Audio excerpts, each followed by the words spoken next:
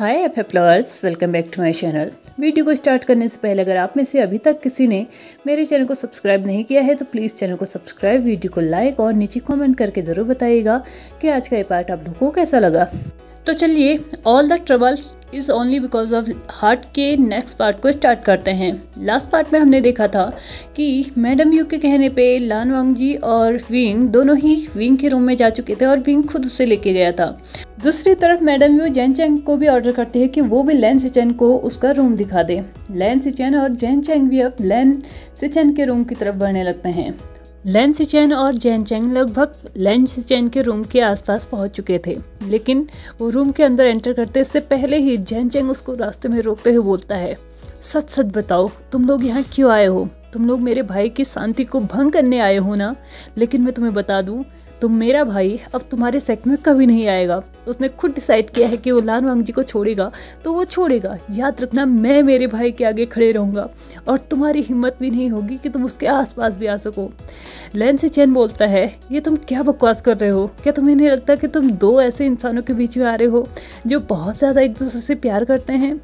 Jain Chang बोलता है, भाड़ में गया प्यार। मेरा भाई नहीं चाहता कि वो लैन सेक्ट में दोबारा जाए। उस जेल जैसी जगह में आखिर कौन जाना चाहेगा? और तुम्हारा वो सबसे बड़ा खुसट बुढ़ा, वो अंकल, उसके सामने तो मैं अपने भाई को कभी भेजूंगा ही नहीं। क्यों भेजूं मैं अपने भाई को वहाँ पे? अगर मेरा भाई नहीं जाना चाहता तो वो नहीं जाएगा। और याद रखना, इसमें मैं उसकी हेल्प करूंगा, मैं जैन चैंग उसकी हेल्प करूंगा और तुम कुछ नहीं कर सकते।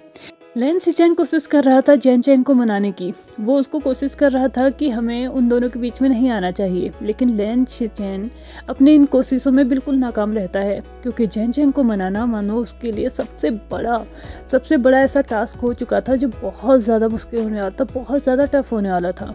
लेकिन वो फिर भी कोशिश करना चाह रहा था। वो फिर से बोलता है, देखो जैन चैंग, हमें ऐसा नहीं करना चाहिए। जैन चैंग बोलता है, अपनी ये बटरिंग ना अपने पास रखो। यहाँ आके तुम बहुत ज़्यादा ज्ञानी बने फिर रहे हो ना, तो ये सारा ज्ञान तुम्हें अपने भाई को देना चाहिए था। तब जब उसने मेरे भाई को इग्नोर किया था, उसकी हिम्मत कैसे हुई? जब उसके पास हस्बैंड था तो वो किसी और के साथ टाइम स्पेंड कैसे कर सकता है?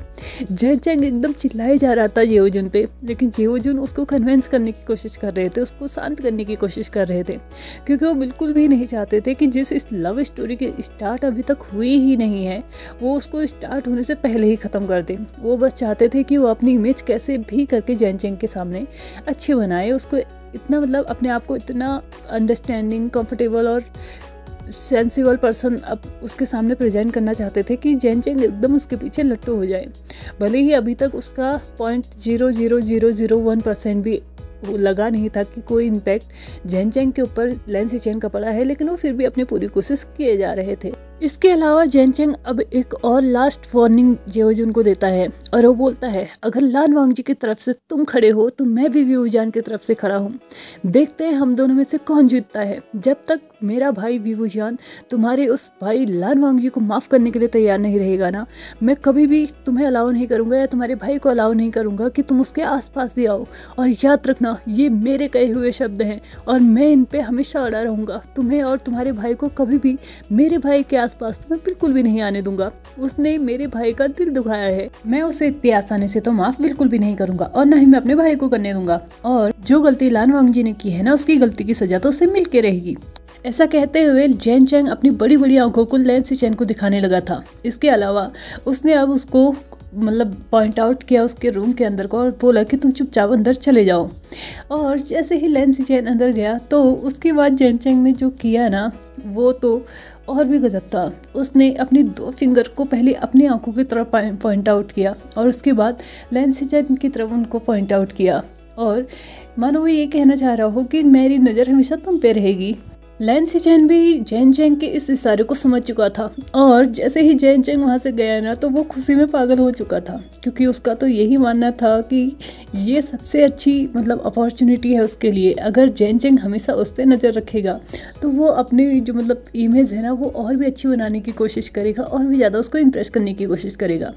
क्योंकि अगर उसकी नज़र उसी पे रहने वाली है तो ऑफकोर्स सी बात है, वो अगर जो भी करेगा, जैसी भी चीज़ें वो करेगा, उसकी नज़रों में ज़रूर आएंगी।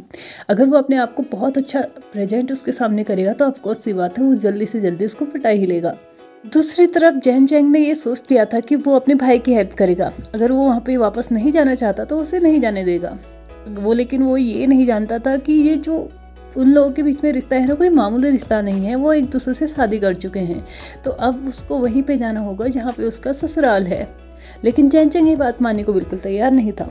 वो अपनी कोशिशें किए जा रहा था लान वांगजी और विवू जान के बीच की दूरियों को बढ़ाने के लिए। दूसरी तरफ विंग के रूम में विंग ने जैसे ही दरवाज़ा बंद किया तो उसने जल्दी से बेड में जाके एक पिलो वांगजी की तरफ फेंक दिया और उसको इशारा किया नीचे फ्लोर की साइड, यानी कि वो उससे बोल रहा था कि चुपचाप नीचे सो जाओ, तुम्हें अलाउड नहीं है कि तुम मेरे बेड पे आके सो। वांगजी जानता था कि वो मैडम यू से बहुत ज़्यादा डरता है, यानी कि विंग मैडम यू से बहुत ज़्यादा डरता है। तो वो उससे बोलता है, क्या तुम चाहते हो कि मैं मैडम यू से जाके तुम्हारी शिकायत करूं? लान वांगजी अपनी बातों को कंटिन्यू करता है। इससे पहले ही विंग अपने पॉकेट से एक तालिस्मान निकालता है, उसको अपने डोर की तरफ थ्रो करता है और वहाँ पे जाके वो तालिस्मान चिपक चुका था। उस तालिस्मान में दो चीज़ें एक साथ हो रही थी। पहली बात तो वो तालिस्मान जो था साउंड प्रूफ था, यानी कि कमरे के अंदर जो भी नॉइस होगी, जो भी आवाज़ होगी, जो भी बातें होंगी, बाहर किसी को सुनाई नहीं देगी। और दूसरा, विवू जान के अलावा कोई भी उस दरवाजे को खोल नहीं सकता था। इसलिए अब वो अपनी बहुत मॉकिंगली स्माइल लान वांगजी को दे रहा था और बोल रहा था, अगर तुम कर सकते हो तो तुम करके देख सकते हो। अगर तुम ऐसा कर सकते हो कि तुम इस वक्त मैडम यू को जाके मेरी शिकायत कर सकते हो ना, तो जाके तुम ट्राई कर सकते हो, और ना हो तो मेरी हेल्प ले लेना, मैं तुम्हारी हेल्प जरूर करूँगा। ऐसा कहते हुए विंग ने उस ब्लैंकेट को उठाया और अपने सर से पाँव तक खुद को कवर कर लिया और चुपचाप सो गया। वो बेड में ऐसे सोया हुआ था कि उसने पूरा बेड कवर किया हुआ था। वो वांगजी को चाहता ही नहीं था कि वो बेड में आके उसके साथ सोए। वांगजी जो कि अभी तक उस पिलो को लेके वहाँ पर खड़ा था, वो विंग के पास जाता है और उससे बोलता है, विंग मुझे माफ़ कर दो, मैं ऐसा नहीं करना चाहता था, मैं बिल्कुल भी म्यान के साथ तुम्हें इग्नोर नहीं करना चाहता था। लेकिन तुम तो जानते हो ना, अगर हमें पुराने दोस्त मिलते हैं तो हमें कितनी एक्साइटमेंट हो जाती है। विंग अपने आप को अनकवर करता है, अपने फेस को उस ब्लैंकेट से बाहर निकालता है और बोलता है, हाँ तुम्हें इतनी एक्साइटमेंट हो गई थी कि तुम अपने हस्बैंड को भूल चुके थे। वांगजी उसको अपनी चार्मिंग सी, अपनी प्यारी सी, अपनी स्वीट सी स्माइल दिखाते हुए बोलता है, बिल्कुल नहीं, मैं अपने हस्बैंड को कैसे भूल सकता हूँ। आखिरकार हस्बैंड तुम मेरी लाइफ हो, तुम मेरी लाइफ की एक ऐसी रियलिटी हो जिसको मैं कभी भी खोना नहीं चाहता। प्लीज़ मेरी बात मान जाओ और थोड़ा सा अपने आप को शिफ्ट करो, मुझे भी यहाँ पे सोना है। विंग बोलता है, तुम्हें समझ में नहीं आता, जब मैंने पॉइंट आउट कर दिया है फ्लोर के साइड, तो मतलब तुम्हें वहीं पे सोना है, और जब तक तुम यहाँ पे रहोगे ना, तुम लोटस कोप में जब तक रहने वाले हो तब तक तुम फ्लोर पे ही सोने वाले हो। ये तुम्हारे लिए सबसे बड़ी सजा होगी, और याद रखना जब तक मैं नहीं चाहूँगा तब तक तुम मुझे टच भी नहीं कर सकते। ऐसा कहते हुए विंग ने फिर से अपने आप को कवर कर लिया। वांगजी को समझ में नहीं आ रहा था कि वो ऐसा क्या करे कि विंग उसको उसके साथ सोने दे। वांगजी अब कोशिश करने लगा था कि वो धीरे धीरे विंग को शिफ्ट कर देगा और उसी के बगल में जाके सो जाएगा। लेकिन जैसे ही वो उसको थोड़ा बहुत धक्का देने की कोशिश कर रहा था ना दूसरी साइड पे, विंग फिर से गुस्से से उठता है, बोलता है, क्या है, क्या तरीका है, मैं आराम से सो रहा हूँ, क्या तुम्हें मुझे यहाँ पे भी चैन से सोने देना पसंद नहीं है क्या? तुम्हारी हरकतों की वजह से मैं तुम्हारी जगह छोड़ के यहाँ आ गया हूँ ना, क्या तुम चाहते हो कि मैं अपने भी घर को भी छोड़ के चले जाऊँ? चुपचाप जाके फ्लोर पे सो जाओ, वरना याद रखना मैं तुम्हें रात में इतना परेशान करूँगा कि तुम 1 मिनट के लिए भी नहीं सो पाओगे। वांगजी और विंग को गुस्सा नहीं दिलाना चाहता था, क्योंकि वो पहले ही उसको बहुत ज़्यादा गुस्सा दिला चुका था, लेकिन अब वो उसको और ज़्यादा गुस्सा नहीं दिलाना चाहता था। इसलिए वो चुपचाप उस पिलो को पकड़ के फ्लोर पे जाके बैठ चुका था। फ्लोर में जहाँ पे कुछ बिछा भी नहीं था, कुछ एक आध मैट बिछी हुई थी और कुछ था भी नहीं। लेकिन इससे कोई बहुत बड़ी प्रॉब्लम नहीं थी, क्योंकि वांगजी को ऐसे रहना आदत थी सब चीज़ों की। बस वो इस वक्त विंग के साथ रहना चाहता था, इसलिए वो विंग को शिफ्ट करने की कोशिश कर रहा था। जब वांगजी जाके फ्लोर पे बैठ चुका था तो विंग इसके हल्के हाथों से अपने ब्लैंकेट को नीचे करता है और बस अपनी एक आंख को उसने अनकवर किया हुआ था, बाकी की सारी बॉडी उसकी कवर थी। वो इस एक आंख से वांगजी को देख रहा था जो कि अभी भी फ्लोर पे बैठा हुआ था, और वो अपने आप में ही बिल्कुल मॉकिंगली स्माइल कर रहा था कि ठीक है, तुम्हारी सजा यही होनी चाहिए, तुमने मुझे परेशान किया ना, तुमने मुझे मिर्ची खिलाई ना, अब देखो तुम्हें मैं कितना परेशान करता हूँ। बहुत सीना तान के तुम यहाँ पर आए थे ना, तुम लोटस कोप में मुझे मनाने आए थे ना, देखना मैं तुम्हें कितना रिग्रेट फील कराता हूँ तुम्हारे इस डिसीजन के लिए। विंग फिर से अपने आप को कवर करता है और आराम से सो जाता है। वो भले ही सो नहीं रहा था, लेकिन कुछ ही टाइम के बाद वो खर्राटे लेने लगा था। वो जानबूझ के खर्राटे ले रहा था। वांगजी जानता था कि विंग जो ये सब कुछ कर रहा है वो जानबूझ के कर रहा है। क्योंकि लान वांगजी पहली बार वी वूजियान के साथ बेड शेयर नहीं कर रहा था, ये रूम शेयर नहीं कर रहा था। वो लगभग तब से एक दूसरे के साथ बेड शेयर कर रहे थे, रूम शेयर कर रहे थे जब वो 16 साल के थे। हाँ, वो तब स्टूडेंट थे तो तब अपनी लिमिट्स को जानते थे, लेकिन पिछले 1 साल से जब उनकी शादी हो चुकी थी तो वो बेड भी शेयर करते थे और बहुत सारी एक्टिविटीज़ उनके बीच में होती भी थी। और वो अच्छे से जानता था कि वी वूजियान की कभी भी आदत नहीं थी कि वो खर्राटे लेके सोए। वो सोते वक्त बहुत आराम से सोता था, यहाँ तक कि जब वो सोता था ना तो वो अपनी बॉडी को मूव तक नहीं करता था, ना ही वो करवटें बदलता था। जिस साइड को वो सोता था और वो वैसे ही रहता था। मोस्टली वो दोनों एक दूसरे को हक करके ही सोते थे, तो सुबह होने तक वो वैसे ही दिखते थे। लेकिन आज भी बहुत ज़्यादा लाउडली खर्राटे ले रहा था, जिससे कहीं ना कहीं लान वांगजी बहुत ज़्यादा डिस्टर्ब हो रहा था। क्योंकि पहली बात तो वो फ्लोर पे सो रहा था और दूसरी बात विंग उसे सोने नहीं दे रहा था। एक तो फ्लोर पे सो रहा था, ऊपर से विंग उसको वहाँ पे भी नहीं सोने दे रहा था। उसकी खर्राटों की आवाज़ बहुत लाउड थी, जिसकी वजह से वांगजी का सोना तो दूर की बात, आंख बंद करके अपने ध्यान पे बैठना यानी कि मेडिटेशन करना भी उसके लिए मुश्किल हो चुका था। वो रात भर बस करवटें ही बदलता रहा और ये सारी की सारी मेहरबानी उसके ऊपर वी वूजियान ने की थी। वी वूजियान ने उसे बिल्कुल भी मतलब 1-2 सेकंड के लिए भी शांति से नहीं रहने दिया था। उसके खर्राटों की आवाज़ बहुत ज़्यादा, मतलब यहाँ तक कि वी वूजियान खुद भी नहीं सोया था, लेकिन वो बहुत सॉफ्ट से मतलब बिस्तर पे सोया था, तो वो काफ़ी कंफर्टेबल था। और अगर वो एक दिन नहीं भी सोता है तो भी उसको कोई फ़र्क नहीं पड़ रहा था। लेकिन वांगजी के लिए मतलब उसके एज डेली रूटीन की वजह से उसके लिए सोना थोड़ा बहुत ज़्यादा ज़रूरी था, क्योंकि सोना एक इंसान के लिए ज़रूरी होता है। तो सुबह हो चुकी थी। सुबह होने के बाद वो सभी लोग अपना मॉर्निंग रूटीन्स कर चुके थे और लगभग सुबह के 8 बज चुके थे। सभी लोग डाइनिंग हॉल की तरफ बढ़ चुके थे। वो सभी लोग ब्रेकफास्ट के लिए डाइनिंग एरिया में भी पहुंच चुके थे। वहां जाने के बाद लैन सिचेन और वी वूजियान, जैन चेंग, लगभग सभी लोगों के जो फेसेस थे ना बहुत ज़्यादा फ्रेश थे। बहुत ज़्यादा मतलब ऐसा लग रहा था कि उनके फेस में कोई भी थकावट नहीं हो, कोई भी टेंशन नहीं हो। लेकिन लान वांगजी के फेस को देखने के बाद हर कोई कह सकता था कि रात भर शायद लान वांगजी सोया ना हो।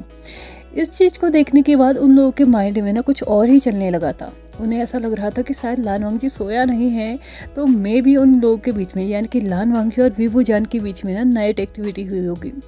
वी वूजियान भी बहुत ज़्यादा खुश दिख रहा था। ऐसा लग रहा था जो कि वो मतलब बहुत ज़्यादा सेटिस्फाइड था लास्ट नाइट में जो कुछ भी हुआ था। और यहाँ पे गैस करने वालों का दिमाग कुछ ज़्यादा ही तेज चल रहा था, तो उन्हें लगा कि क्या पता इतने टाइम से सेक्सुअल एक्टिविटी उन दोनों के बीच में नहीं हुई थी, जिसकी वजह से वी वूजियान अब सेटिस्फाइड महसूस कर रहा था। लेकिन लान वांगजी राइट में होने वाली इस एक्टिविटी की वजह से थक चुका था, इसलिए इन लोगों के फेसेस इतने अजीबोगरीब दिख रहे हैं। कोई सेटिस्फाइड है तो कोई थका हुआ महसूस कर रहा है। ब्रेकफास्ट कंप्लीट हो चुका था, सभी लोग अपना ब्रेकफास्ट कर चुके थे। ब्रेकफास्ट के बाद जैन चेंग सेक्ट के काम से बाहर जाने वाला था और उसने पहले ही प्लान बनाया था कि वो विंग को भी अपने साथ लेके जाएगा, क्योंकि जब से विंग यहाँ पे आया था, लोटोस्कोप में वो आया था, तब से ही वो दोनों साथ साथ ही जाया करते थे जहाँ उनका मन होता था, या सेक्ट के काम की वजह से या अपने ऐसी आवारागर्दी करने के लिए जिनको जहाँ भी जाना होता था वो दोनों साथ ही जाते थे। और आज भी वो दोनों साथ ही जाने वाले थे। पहले वो सेक्ट का काम करेंगे और उसके बाद वो फिर से अपना वही आवारापंती दिखाएंगे, वैसे ही घूमते रहेंगे बाज़ारों में। लेकिन पीछे से लैन सिचेन बोलता है कि आज वो भी उन लोगों के साथ जाएंगे। जैन चेंग अपनी बड़ी बड़ी आंखों से उसको देखता है और वो समझ चुका था कि वो कोशिश कर रहा है विंग और लैन वांगजी को एक साथ लाने की। तो वो उससे बोलता है ठीक है तुम आ सकते हो, लेकिन तुम दोनों भाई अलग और हम दोनों भाई अलग जाएंगे। मैडम यू बोलती है ये क्या बकवास है कि तुम दोनों अलग हम दोनों अलग। वो दोनों मेहमान हैं यहाँ के और तुम दोनों को उन दोनों की रिस्पेक्ट करनी चाहिए। जहाँ तुम जा रहे हो उन लोगों को साथ में लेके जाओ और उन्हें पूरा का पूरा जो यंग मैन शहर है ना वो घुमाओ, वो दिखाओ। और तुम बोल रहे हो कि तुम दोनों अलग जाओगे, ऐसा कैसे हो सकता है? अगर बाय एनी चांस वो खो गए तो? जैन चेंग बोलता है ये दोनों बच्चे तो नहीं हैं जो खो जाएंगे। इन दोनों के पास वैसे भी बहुत सारी शक्तियाँ हैं जिससे पता कर सकते हैं कि ये इस वक्त कहाँ हैं, तो वो उन शक्तियों का यूज़ क्यों नहीं कर सकते? और वैसे भी मैं और वी वूजियान मार्केट जाने वाले हैं अपने सेक्टर के कामों को पूरा करने के बाद, इसलिए हम लोग इन्हें अपने साथ नहीं लेके जा सकते। जैन चेंग एकदम चिढ़ते हुए बोलता है। लेकिन लैन सिचेन बोलता है कोई बात नहीं, हम लोग तुम्हारे साथ ऐसे ही आ जाते हैं, हम लोग तुम्हारे पीछे पीछे चलेंगे, कोई दिक्कत नहीं है, जहाँ जहाँ तुम जाओगे हम वहाँ वहाँ आएंगे। वो ये सब कुछ इतनी मतलब एकदम फ्लर्टी टोन में भी बोल रहा था, लेकिन किसी को समझ में नहीं आया। जैन चेंग फ्रस्ट्रेटेड होके बोलता है ठीक है चलो हमारे साथ। वो साथ में जाने तो लगते हैं, लेकिन जैन चैंग वीवू जान को 1 मिनट के लिए भी नहीं छोड़ रहा था। वो वांग जी को ये मौका ही नहीं दे रहा था कि वो उससे बात कर सके। लगभग आधा दिन निकल चुका था। जैसे ही वांग जी विंग से बात करने की कोशिश करता था या उसके हाथ पकड़ने की कोशिश करता था, उसके साथ चलने की कोशिश करता था, जैन चैंग खींच के उसको अपने साइड में कर लेता था। अगर वो लेफ्ट साइड रहता तो उसको राइट साइड खींच के कर देता था, और राइट साइड रहता तो उसको खींच के लेफ्ट साइड भेज देता था, क्योंकि वो चाहता ही नहीं था कि विंग और वांग जी के बीच में कोई बात हो, क्योंकि उसको लगता था कि वांग जी ने मेरे भाई को बहुत ज़्यादा हर्ट किया है, इसलिए उसके पास कोई राइट नहीं है कि वो अब जाके उससे बात करे, उससे माफ़ी मांगे। लैन सिचेन भी ये सारी बातें देख रहा था। उसका भी दिमाग ख़राब होते जा रहा था कि ये इंसान कर क्या रहा है। क्या इसको सिंपल सी बात समझ में नहीं आती कि 2 इंसान आपस में बात करना चाहते हैं तो उसको करने दिया जाए, लेकिन वो ऐसा कर नहीं रहा था। वो और भी चीज़ों को कॉम्प्लिकेटेड कर रहा था। लगभग 5 से 10 मिनट के बाद जब वो लोग मार्केट पहुंच चुके थे तो विंग अपने साइड को जा चुका था और जैन चैंग अपनी साइड को जा चुका था। यही मौका था जब लैन सिचेन ने वांग जी को इशारा किया कि तुम अब विंग से जाके बात कर लो और मैं उसके भाई को हैंडल कर लूँगा। वो बिल्कुल ऐसे बात कर रहा था जैसे कि पूरी की पूरी तरीके से वो सिर्फ वांग जी की हेल्प कर रहा हो। उसमें इसका मतलब इस सब में उसका कोई भी फ़ायदा नहीं है, कोई भी मतलब उसका प्रॉफिट नहीं है। लेकिन वो मन ही मन में सोच रहा था कि चलो फाइनली ये दोनों एक दूसरे से अलग तो हुए, कम से कम मुझे भी टाइम मिल जाएगा जैन चैंग से बात करने का। जैन चैंग के पीछे पीछे जेओजुन और विंग के पीछे पीछे वांग जी जा रहे थे। वो दोनों बातें करने की कोशिश कर रहे थे, लेकिन वीवू जियान बिल्कुल भी मौका नहीं दे रहा था कि वो लान वांग जी की मतलब जो बातें हैं ना वो सुने, क्योंकि वो बार बार किसी न किसी तरीके से उसको इग्नोर ही कर रहा था। दूसरी साइड लैन सिचेन भी जैन चैंग से बात करने की कोशिश कर रहे थे। जैन चैंग के पीछे पीछे चलते चलते उसका भी अब दिमाग खराब हो चुका था, क्योंकि उसे ये पता ही नहीं चल रहा था कि उसके पीछे भी कोई इंसान चल रहा है और वो इतने तेज तेज मतलब हवा की रफ्तार से इधर उधर भाग रहा था। लेकिन लैन सिचेन को इस सब की आदत नहीं थी और न ही लान वांग जी को थी, क्योंकि वो लैन सेक्ट में बड़े हुए हैं और वहाँ पे बहुत सारे 3000 रूल रेगुलेशंस हैं, जिसमें से एक ये भी है कि यार तुम तेज़ नहीं चल सकते हो, तुम दौड़ नहीं सकते हो, तुम भाग नहीं सकते हो, तुम उधम नहीं मचा सकते हो। लेकिन ये तो यंगमैन शहर है ना, यहाँ पे हर एक चीज़ चलती है। फाइनली जेओजुन जब बहुत ज़्यादा फ्रस्ट्रेटेड हो चुके थे, उन्होंने जैन चैंग का हाथ पकड़ा और एक कॉर्नर में लेके गया और उससे चिल्लाते हुए बोला, क्या तुम थोड़ा धीरे नहीं चल सकते हो? क्या तुम्हें नहीं दिखाई देता तुम्हारे पीछे मैं भी चल रहा हूँ? जैन चैंग बोलता है, अगर तुम अच्छे से चल नहीं सकते तो तुम्हें किसने बोला मेरे पीछे आने के लिए? तुम वहीं पे रहना चाहिए था ना, घर में रहना चाहिए था। और तुम्हारे पैरों में मेहंदी तो नहीं लगी है जो तुम इतने धीरे चल रहे हो? तुम एक कल्टिवेटर हो, तुम्हें तेज चलने की आदत होनी चाहिए। जेओजुन बोलते हैं, तुम्हें पता नहीं है कि लैन सेक्ट के रूल? जैन चैंग जेओजुन से बोलता है, अच्छे से देखो तुम कहाँ पे खड़े हो, अच्छे से देखो अपने आसपास, तुम कहाँ पे खड़े हो? तुम इस वक्त लैन सिटी में नहीं खड़े हो, तुम गुसलैन में नहीं खड़े हो, तुम इस वक्त ह्यूमन शहर में खड़े हो, जहाँ पे हम लोग कुछ भी कर सकते हैं और मैं इस स्पीड से चलूँगा। वो दोबारा से जाने ही वाला होता है कि लैन सिचेन दोबारा से उसका हाथ पकड़ते हैं और बोलते हैं, 1 मिनट मेरी बात सुनो, मेरी बात सुन लो पहले, मैं यहाँ पे तुमसे बात करने आया हूँ। वैसे भी मुझे लगता है कि हम दोनों को कुछ ऐसा करना चाहिए जिससे मेरा भाई और तुम्हारा भाई आपस में बात कर ले। लैन सिचेन अपनी इस बात को बोलने के बाद उम्मीद कर रहा था कि सामने से कोई पॉजिटिव रिस्पॉन्स आएगा, लेकिन सामने से जो रिस्पॉन्स आया वो पॉजिटिव तो छोड़ो, पॉजिटिव का पी भी उसमें नहीं था।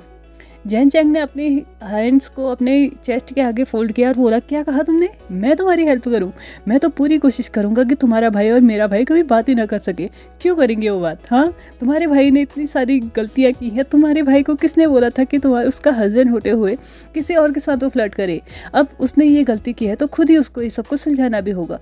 मैं या कोई और उसकी कोई हेल्प नहीं करने वाला और ना ही मैं तुम्हें करने देने वाला हूँ। अगर उस वक्त उसने गलती अकेले की है तो इस वक्त गलती को सुधारना भी उसे अकेले ही पड़ेगा। उसे पूरी कोशिश खुद ही करनी पड़ेगी कि वो विंग किससे बात करे, उससे माफ़ी मांग ले। जैन चैंग अपनी बातों को कंटिन्यू किए जा रहा था, लेकिन अब जेओजुन उसे कट ऑफ करते हुए बोलते हैं, ऑफ कोर्स मेरा भाई पूरी कोशिश कर रहा है, लेकिन तुम अपने भाई और मेरे भाई को बात ही करने नहीं देते हो। मेरा भाई जितनी भी कोशिश कर रहा है सुबह से, तुम उस सारी कोशिशों पे पानी फेर दे रहे हो। अब की बात तुम सिर्फ मेरे साथ चलोगे, तुम उनके आसपास भी नहीं जाओगे और उन दोनों को अकेले छोड़ दो। वो जो बातें करना चाहे, जैसे करना चाहे उन्हें करने दो। मेरा भाई कोशिश कर रहा है उसे मनाने की, तो उसकी कोशिशों को पूरा सक्सेस होने दो। अब के बाद से तुम उन दोनों के बीच में बिल्कुल भी नहीं जाओगे।